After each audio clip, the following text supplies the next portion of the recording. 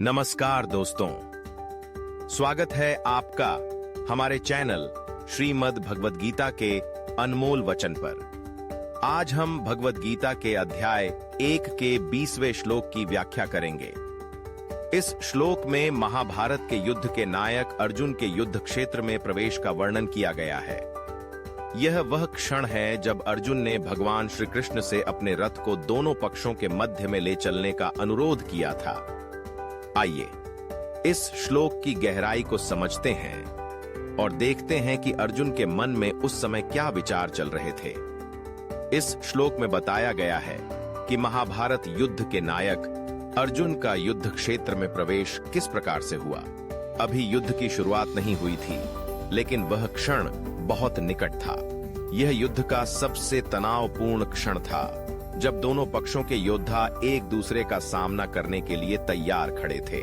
संकट अपने चरम पर था और ऐसे समय में अर्जुन ने भगवान श्री कृष्ण से कहा कि वे रथ को दोनों सेनाओं के मध्य ले चलें, ताकि वह अपने शत्रुओं को देख सके।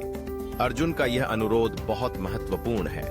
यह दर्शाता है कि उसने अपने कर्तव्य को समझने के लिए पूरी तरह से तैयार था। वह अपने मन की स्थिति को स्पष्ट करना चाहता था।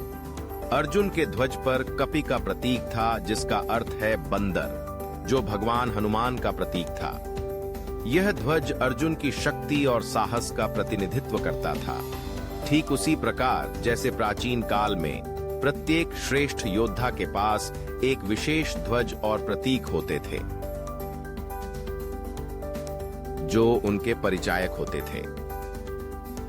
प्राचीन समय में युद्ध के दौरान प्रत्येक योद्धा का अपना ध्वज होता था, जिसे देखकर वह अपने शत्रु की पहचान कर सकता था।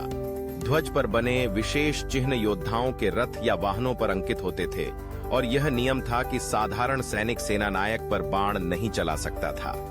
यह प्रथा आज भी कुछ हद तक प्रचलित है, जब उच्च अधिकारियों के वाहनों या गणवेश पर उनके परिचायक विशेष चिन्ह होते हैं। अर्जुन के ध्वज पर कपि यानी हनुमान जी का प्रतीक अंकित था, जो उनके लिए शक्ति, धैर्य और विजय का प्रतीक था।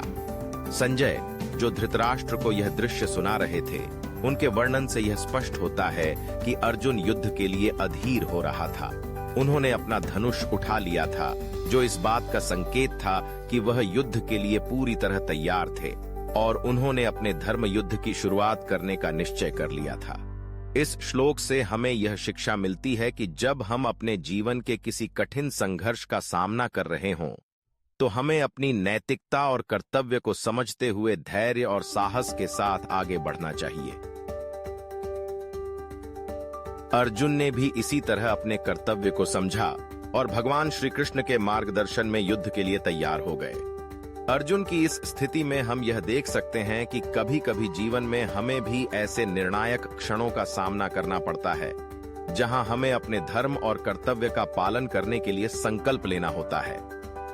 अर्जुन का उदाहरण हमें यह सिखाता है कि जब हमारे सामने कठिनाइयां खड़ी हों, तब हमें धैर्य के साथ सही निर्णय लेकर आगे बढ़ना चाहिए। तो मित्रों, यह था भगवद गीता के अध्याय 1 के 20वें की व्याख्या। अगर आपको यह वीडियो पसंद आया हो तो इसे लाइक करें, हमारे चैनल को सब्सक्राइब करें और भगवद गीता के अनमोल वचनों को जानने के लिए हमारे साथ जुड़े रहें। धन्यवाद।